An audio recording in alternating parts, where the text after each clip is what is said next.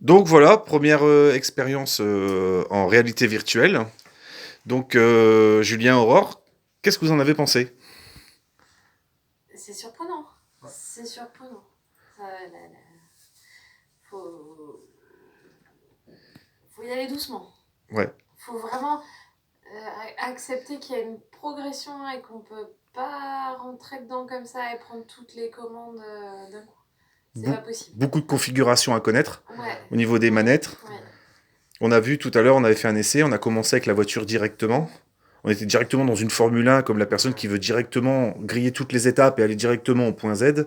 On a vu que, Julien, t'as tenu combien de temps? Ouais, j'ai dû faire moins d'une minute. T'as pas tenu 30 secondes. Ouais. T'as pas eu 30 secondes, t'étais malade. Ouais. Aurore? 3 minutes.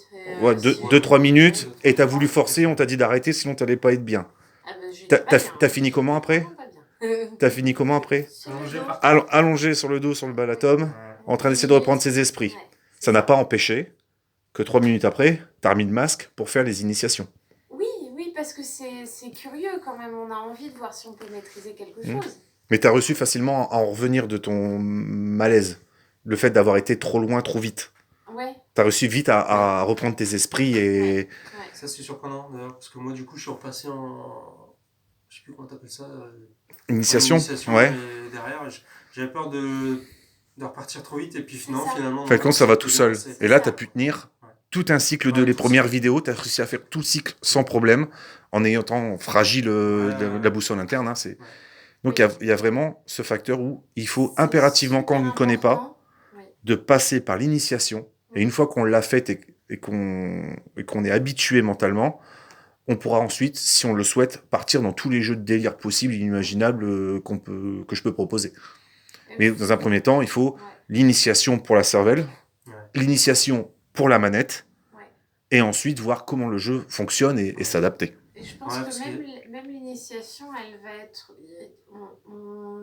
selon les personnes, il va y avoir besoin de plus ou moins de temps. Ça dépend des gens, bien sûr. Parce qu'il y a quand même vraiment une mesure à prendre. Alors en plus, en initiation, déjà, tu te vois pas en immersion dans le monde, dans l'univers. Et il y a un décrochage en fait à faire entre le physique et ce que tu vois dans le truc. Et ça, c'est vrai que c'est une mesure à prendre vraiment à décrocher pour être bien dans le jeu.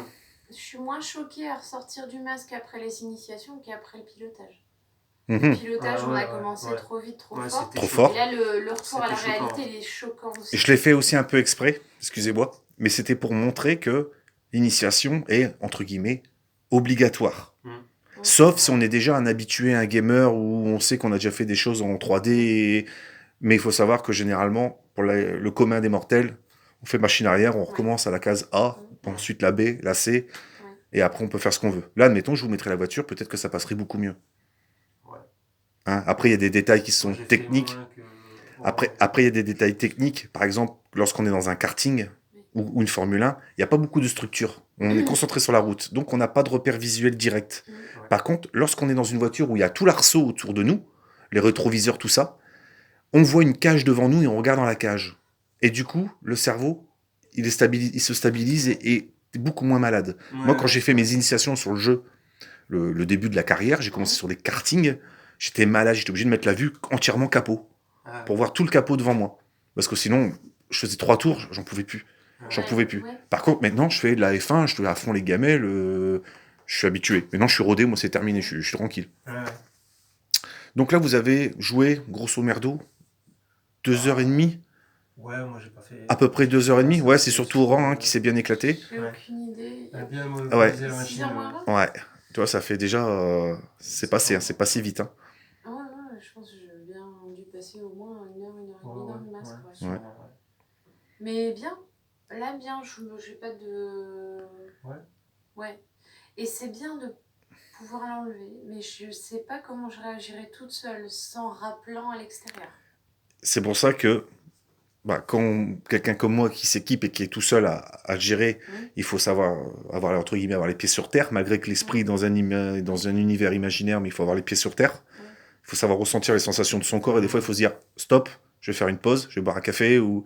Par contre, là, forcément, moi en étant présent, c'est moi qui dis au bout d'un moment, je fais faut que tu arrêtes. Comme tout à l'heure avec les robots, où ça partait.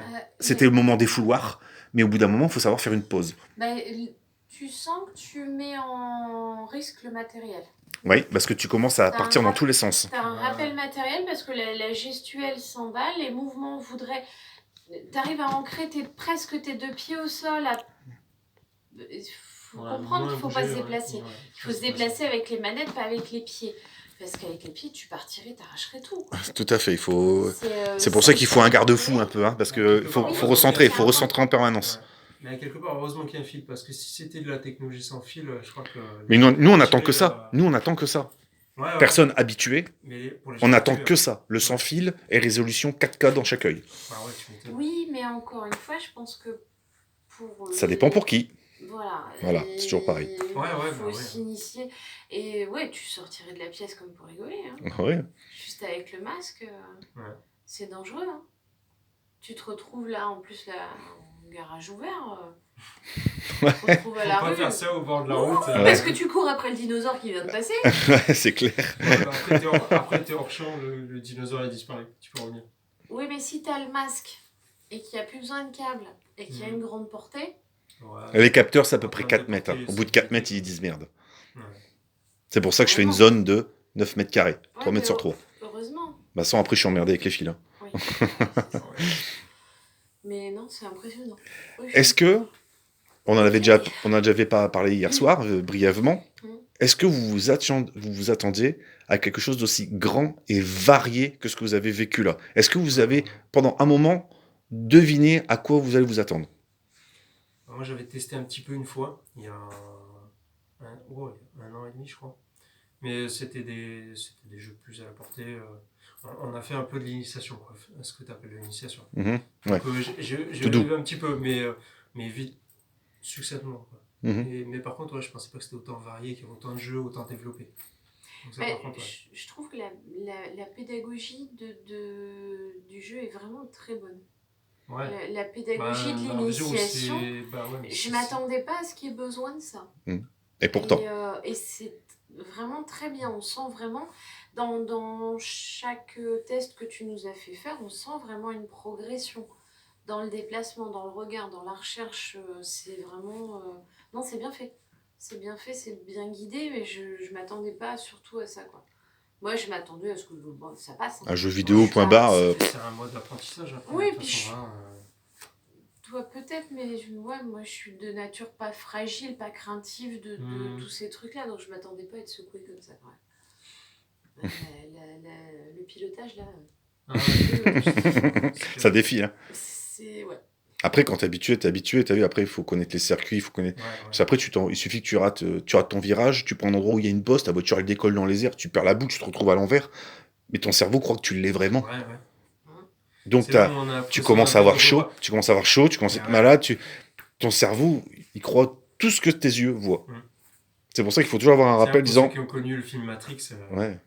il y a ça, hein. Il y a un peu de ça, hein. Surtout dans le jeu. Le corps aussi, du coup, t'as l'impression d'être... surtout dans le jeu des robots, hein. Les robots, ça c'était vraiment... Aussi, mais... on est bien dedans, en fait. Est-ce que vous pensez que ça peut être intéressant, ça, pour un anniversaire, une soirée, quelques heures? Complètement. Par contre, modérer l'anniversaire, tu fais pas ça avec des gens alcoolisés. Ah, bah bien sûr que non, il y a une limite. Il y a une limite. Il faut cibler un public. Oui. Vraiment un début de soirée pour initier, pour mettre les gens un peu dedans, pour mettre les conversations en route. Ça peut faire un bon atelier en soirée. Ouais. Ensuite, il y a aussi le fait que tu as principalement joué, Aurore, hein, par rapport à Julien. Ouais. Il faut savoir que si, admettons, il y a 5 personnes, il va falloir aussi diviser le temps à temps égal pour que tout le monde ait sa part. Oui. Donc, dans un sens, c'est bien, parce que ça te permet aussi de faire des pauses pour ton cerveau. Et éviter de te fatiguer trop vite. Ouais. Dans un autre sens, tu es obligé d'attendre ton tour. Là, je commence à payer la fatigue. Ouais. Et quand vous allez vous coucher, ce soir, je l'ai dit à Julien, vous allez y repenser. Vous allez le sentir, vous allez fermer les yeux. Des fois, surtout toi. Julien un peu moins, parce qu'il en a fait un peu moins. Mais je suis persuadé que ce soir, il y aura encore quelques petites séquelles. Je te rassure, ça va se corriger tout seul. Mais au début, ça fait drôle. Il n'y a rien de traumatisant. C'est vraiment juste le le jeu avec les robots, là, c'était... Ouais, c'est parce que je voulais que tu te dépenses. Je voulais que tu te dépenses et tu avais fait les classes. Donc à partir des classes, après, j'ai plusieurs jeux. J'ai des jeux de tir soft. Ouais. Là, c'était un jeu de tir dynamique. Oui. Ouais, non, c'était... Après, j'ai des jeux de tir d'horreur. Où c'est que genre Walking Dead. Où là, où t'as la panique de te faire bouffer. Alors là, c'est pareil. Si tu sais pas te concentrer dans ta zone de jeu, tu fous tout le matos en l'air. Ça, c'est pour ça qu'il y a les choses étape par étape. Hein. Non, mais l'atelier d'initiation, là, avec le robot, le guide et les cassettes, ça, j'aime beaucoup. Vraiment beaucoup, parce que tu peux prendre du temps, tu peux toucher à tout. Tu peux attraper chaque objet, enfin... Ça permet de travailler vraiment la précision. La gestuelle, mais tranquillement, j'aime pas la pression.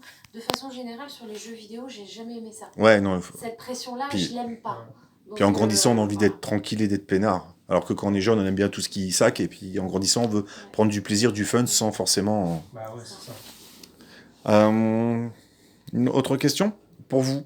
Quel est l'âge concerné par cette distraction? D'après vous, ça concerne quelle tranche d'âge? Tout dépend des développeurs, en fait. S'ils arrivent à cibler des publics très jeunes, ils vont adapter des simulations. Bah, sur celui que j'ai testé, on a vu des trucs...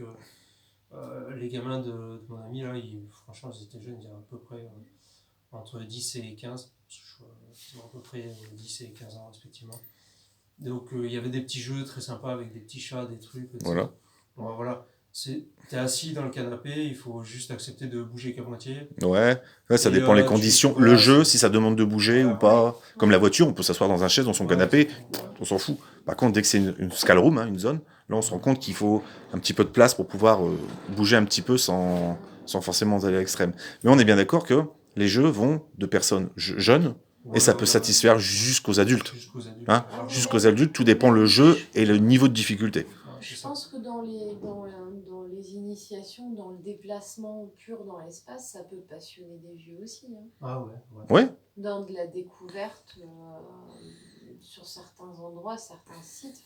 Selon ce qui est développé, je pense que vraiment c'est accessible à tous âges. Pas trop petit. Voilà, il faut... Pour pas trop petit. la notion de garder la notion d'espace autour de câbles, il faut une conscience de l'importance du matériel. Donc, je pense que pas avant une dizaine d'années. Après, il faut avoir de l'encadrement autour.